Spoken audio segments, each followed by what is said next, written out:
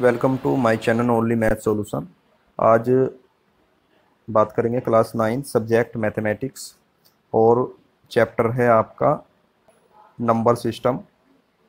ठीक है, चैप्टर 1 है और एक्सरसाइज आपकी 1.6 है। ठीक है, तो इसे एक्सरसाइज के क्वेश्चंस को सोल्व करने से पहले इसमें कुछ इंपॉर्टेंट फॉर्मूले हैं। ठीक है, उन्हें हम जान लेते हैं। ठीक है, क्योंकि अगर आपके फॉर्मूले याद नहीं होंगे तो आप इन क्वेश्चंस को नहीं कर पाएंगे, और याद होने के साथ साथ वो आपके अच्छी तरीके से समझ में भी आने चाहिए जो फॉर्मूले हैं, तो तभी आप क्वेश्चन को अच्छी तरीके से कर सकते हैं या उनकी डिफ़िकल्टी को आप पहचान सकते हैं।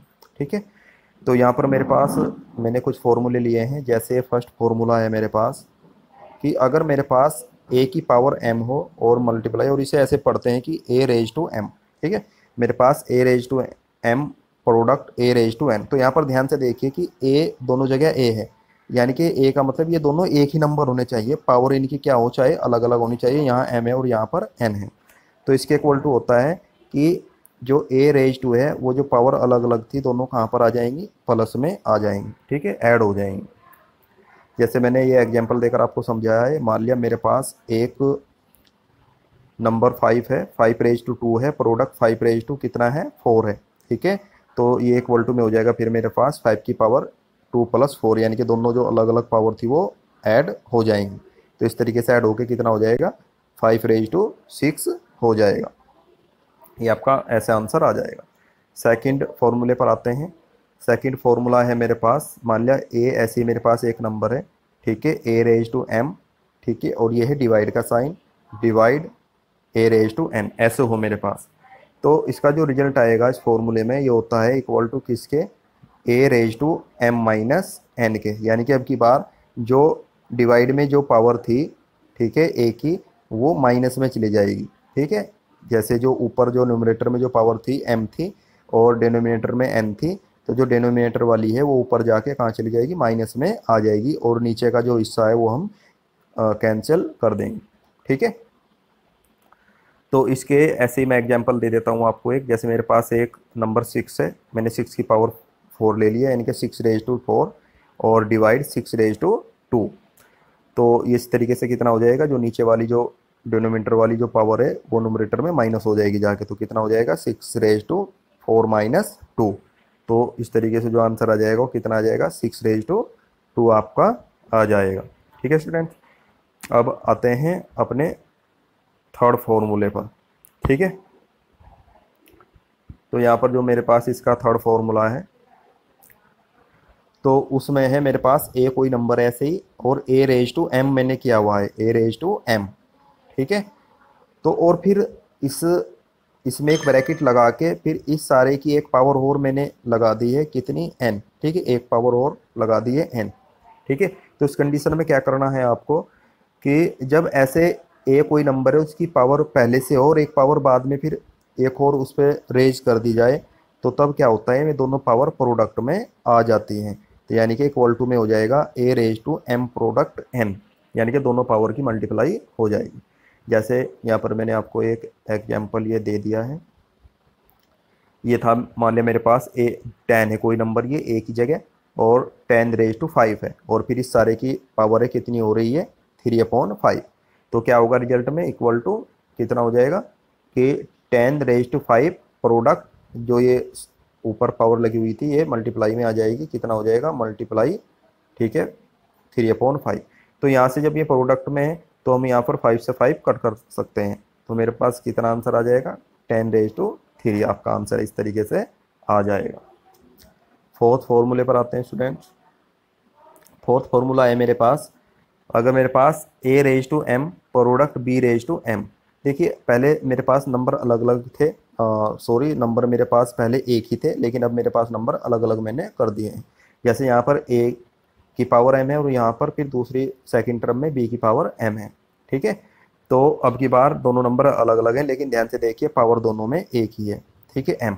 तो इस कंडीशन में क्या होगा आपका कि दोनों जो नंबर है मेरे पास अगर प्रोडक्ट में है तो प्रोडक्ट में ही रहेंगे, और दोनों की क्या हो जाएगी इकट्ठी पावर हो जाएगी।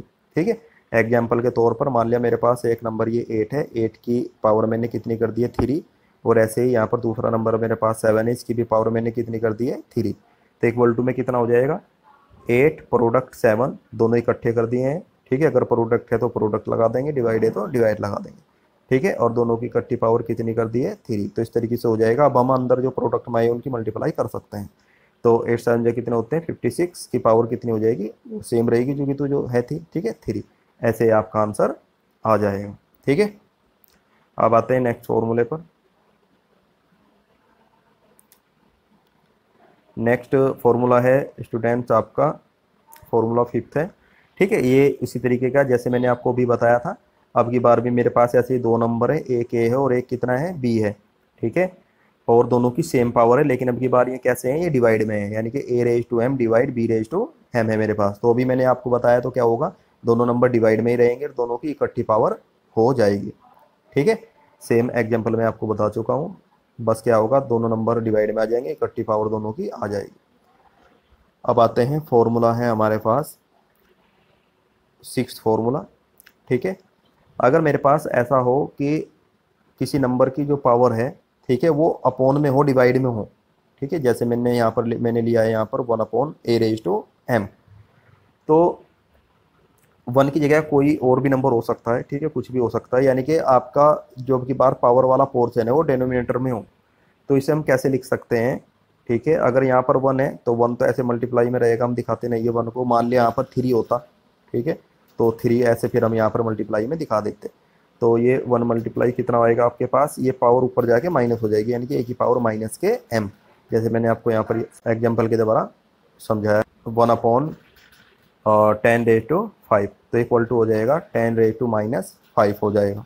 ठीक है, यानी कि ये पावर ऊपर जाके माइनस की हो जाएगी। फिर मेरे पास है इसका 7th फॉर्मूला। ठीक है भाई, 7th फॉर्मूला में है कि अगर मेरे पास अब की बार इसका अपोजिट ले रहे हैं, ए की पावर मेरे पास m हो, ठीक है, और वो मुझे किसी तरीके से डिनोमिनेटर में लानी है, तो कैसे लाएंगे, तो डिनोमिनेटर में लाने के लिए हम न्यूमरेटर में 1 मान लेंगे और इसकी पावर क्या कर देंगे, डिनोमिनेटर में माइनस कर देंगे। जैसे यही सेम एग्जाम्पल मैंने लिया है, 10 की पावर 5 ली है मैंने, यानी कि 10⁻m। तो इक्वल टू में कैसे लिखेंगे इसे, अगर मुझे डिनोमिनेटर में ले जानी है तो 1/10⁻⁻5 कर देंगे।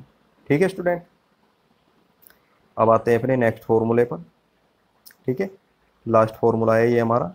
ठीक है, 8 फॉर्मूला।